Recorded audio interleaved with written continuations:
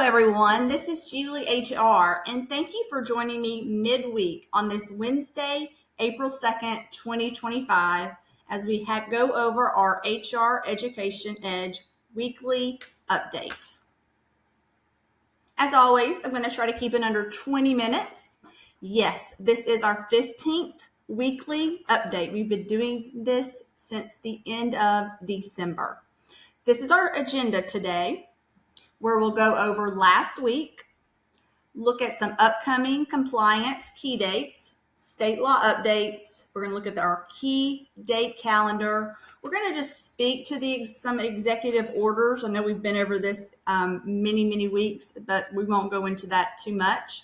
We're going to talk about employee engagement, and we're going to talk about something I learned about in graduate school. And I came across a PowerPoint that I think that you as an HR leader will find very insightful, as you are the one to help assist creating jobs within your organization. Our featured template, which I just published today, is the Employee Engagement Bundle. I can't wait to show it to you. But before we get started, let's take a look at Frederick Herzberg. I know you've heard of Maslow's hierarchy of needs, but you may have never heard of Frederick Herzberg. This individual was also very integral in organizational behavior and the study of employees in the workplace. And this is a quote from Frederick Herzberg. True motivation comes from achievement, personal development, job satisfaction, and recognition. And this individual is very well known within the HR arena. So last week, what did we talk about? Of course, we talked about the compliance dates, and we reviewed the key compliance dates through the end of March. We reviewed upcoming developments across the states.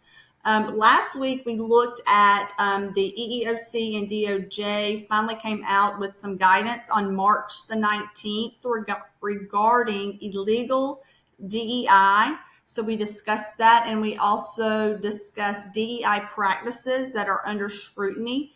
And right up here are some DEI practices under scrutiny. I actually have two pages to this on my HREducationEdge.com website under weekly resources, and it will give you all the practices that people are looking into. Employee engagement, we discussed the engagement dates in March and April, and we also spoke to emotional intelligence and the correlation between emotional intelligence and employee engagement. And our featured template was the benefits overview, where you see medical, dental, vision, 401k plan. The most perfect template to give to your employees when they start. And this can be found in my Etsy store. So thanks so much for visiting the Etsy store. And if you haven't, please take a look. I have over almost 500 templates now. Okay. So as we look at the upcoming key compliance dates, right here, I've moved up April and also May. And this is also in my Etsy shop. We can see that on April the 1st, yesterday, there were some forms that were due. On the 15th is tax day. On the 23rd, go ahead and make plans if you're an HR leader to do something special for administrative professionals. Also on the 28th, documentation, employers, SPD documentation, employers must give employees in retirement plans or health benefit plans covered by ERISA, 1974 Act. Also, April 30th, the quarterly forms 941 and 720 due. And also, you guys can go and take those OSHA summaries off of the board that you put up not too long ago. As far as May is concerned, you have a couple of items, and you can take a look at May. You can see on the 20th, it's International HR Day, and there's also Memorial Day. So don't forget about that. Kind of keep that in the back of your mind, because that is a date that I'm sure a lot of your employees will want off. Also, when we look at upcoming state developments, you can see Ohio pay statement April 8th, Missouri paid sick leave April 15th, Bellingham, Washington wage increase May 1st, New York City Safe Hotels Act, Alaska paid sick leave, employer notice requirements begin. And then you get into June, and then you get into July. And when I looked at July, note that there, make sure that you go and you check your state or your county or your city's wage rates, because in July, I've noticed, and as always, there are always minimum wage increases at the midpoint of the year. So make sure that you take a look, especially if you're in California and also other places. Okay. When we speak about executive orders, as mentioned with immigration, I talk about it every week. Make sure you've done an audit of your I-9s. Make sure you understand what you need to do should an ICE agent arrive at your office to look at your I-9s or to speak to any of your employees. Also, diversity, equity, inclusion. Right now, the focus is on, are your practices illegal? If you're in the public sector and the private sector, I mean, if you work for a federal government, you pretty much know what you have to do. But some DEI practices under scrutiny are these right here. And you can find these along with all these other, these are I copied and pasted, these snippets from my website, where you can actually go to 2025 Employment Law and Compliance Overview for Employers. And it gives you all the items that the Trump administration has been talking about, from a no tax on tips, but that has not gone into effect, or there has not been an executive order for that to go into effect. And also, along with it also speaks to AI too, and what's going on in that. So, but it's a whole entire list. But our focus right now is on the immigration. And you guys know that. I know you watch the news. I know you see a lot of funding being withheld from a lot of colleges. I'm sure that's what you see right now. And I'm also sure you're hearing about a lot of different raids and whatnot. So be sure to be on top of that. And also be sure to visit my website, the website, and look at the DEI practices under scrutiny. You want to make sure that you are good to go on that. And I even have little references from various law firms and whatnot to give you direct guidance on that particular practice, and what, if you should be a particular employer, you need to ensure that you correct that. You do not want to be fined or whatever is coming forth in the future. I'm not sure. We'll have to find out, and I will keep you posted. Okay, so our employee engagement focus, and I love talking about happy things, employee engagement. Sometimes I know that, talking about like the executive orders and laws and stuff like that, it can kind of be very taxing.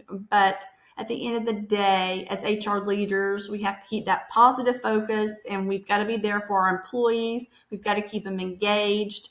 But, we also always have to balance a lot of balls as an HR leader, so you're dealing with legal, and you're dealing with employee relations. But I love this employee engagement focus module. In April, you see the theme of growth and greenery. So maybe you want to put some plants up in the office. And as we look at the dates, April 10th is National Siblings Day. On the 22nd is Earth Day. It'd be a great time to do some recycling, or if you have not done that within your organization, maybe you can make that proactive mention and take some initiative to put that in your organization, a recycling type of program. Administrative Assistance Day. That's also on the key date calendar because administrative assistants, they keep us together with our plans, with our calendars, with the people coming in and out of our office. So they are to be celebrated.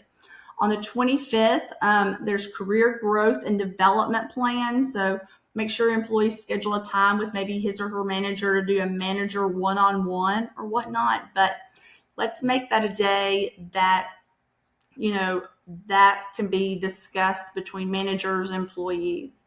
And also the reminder within April on this employee engagement calendar is email HR success stories around your career growth so we can share them in the newsletter. So it would be so great if you could maybe get some employees to share their success stories within your organization. Maybe somebody started at the age of 19 and maybe in the mailroom or something like that, and now they're the CFO. And maybe you can share that within your employee newsletter, which I hope everyone has out. I came across something that I hadn't heard about in a long time. Back when I was getting my MBA, I learned about Maslow's hierarchy of needs, Herzberg's two-factor theory, and I actually ran across a PowerPoint the other night, and I wanted to share it with you. I don't know if you've heard of Frederick Herzberg. I know I showed you Frederick Herzberg, a quote by him at the beginning of this video, but Frederick Herzberg looked into two things. He looked into demotivators and motivators within the organization. And demotivators, they are also called hygiene factors, and they cause job dissatisfaction. So right now I feel like I'm Professor Julie because this is what I learned in school, but it's also so important for HR people to understand this too. And then he defined motivators as factors linked to employee motivation and arise from conditions of the job itself. So if employees, and I'm going to go ahead and zoom out real quick, and we're going to actually go to the PowerPoint that I found. Here we go. Here we have Herzberg's hygiene factors. And these are these are things that make employees have job dissatisfaction. If there's job dissatisfaction, there is a hygiene factor that needs to be fixed, so they will not have job dissatisfaction. There's also motivators, and those are things that we can do to move our employees along. And that would be recognition, achievement, advancement, growth, responsibility, and challenge. And these things have to do with the job in and of itself. So we'll go to the next one. I'm going to open it up a little bit bigger. Okay. See, dissatisfiers. If somebody's dissatisfied with their salary, they may not be able to, the mix will be different. These things need to be in order for this to really go through the roof. Okay. Hygiene factors, company policy and administration, micromanagement, supervisor relations, work conditions and environment, and salary before a salary that is too low. Motivating factors, achievement, recognition, value in work, and responsibility. So those are things that we as HR leaders can put forth and train our managers and train our employees and train the organization as a whole to implement items that promote achievement, recognition, value in work, and responsibility, because that is tied to the job. Okay. And over here you have job dissatisfaction. These things have to do with job dissatisfaction. That's one thing. And then you have job satisfaction. As mentioned, job satisfaction has to do with the job. So these are things we can control. And if it's in the middle, not dissatisfied, but unmotivated to improve. So know what motivates. Pay is not over here on the job satisfaction. No, it's not. Company policies. Nobody's going to be motivated by a company maybe in some rare instance a company policy, but this house needs to be kept in order. Okay. And there's another one. Demotivators. These demotivate. Down here, I'm not going to move this right here, but that says demotivator. Herzberg hygiene factors. Poor pay. Company policy. Continual pressure. These are demotivators. Okay, remember that. And this guy, his law came out in 1950. Yeah, 1950 was when it came out. And motivators are varied work, sense of achievement, and recognition. And we know as HR leaders, our hands are involved in some of these demotivators and also these motivators. So with that being said, I'm going to zoom back out, and I'm also going to challenge you guys to go and Google Herzberg's two-factor theory and take a look at it. I know there's some YouTube videos on it to just educate yourself, and it's from a psychological standpoint or organizational standpoint. So if you've gone through HR classes, or maybe you got your MBA in HR like I did, you're going to learn some things, and there's a lot of really neat laws, like, obviously Maslow's hierarchy of needs, which actually it's really funny, explain why people act the way they do and what things motivate people in the way they do. So I challenge you not to just look at Herzberg's two-factor theory. I also challenge you to look up some other HR and organizational culture theories, and you'll be surprised at what you'll be able to find out there. Okay, so I'm going to open this back up, and it's probably going to take me to the beginning, but I'm going to click through really quick. Hold on. Yeah, I love learning. So the more you can learn about organizational culture and study up on some of the theories, it actually really makes sense the way some people act. And there's so many other theories, and I would love to share them with you, but I know we only have 20 minutes. Okay, and here is a quote. Frederick Herzberg asserts that the powerful motivator in our lives isn't money. It's the opportunity to learn, grow in responsibilities, contribute to others, and be recognized for achievements. So we're going to take a look at our employee engagement. Well, actually, we're looking at our featured template of the week, which I just put up. I know a lot of you already have a lot of these templates in there for those who watch all the time. So if you see anything in here and you want to switch it out, perhaps, but I know a lot of you have some of these templates, but if you don't, take a look. This is my new employee engagement bundle, and I wanted to put it together.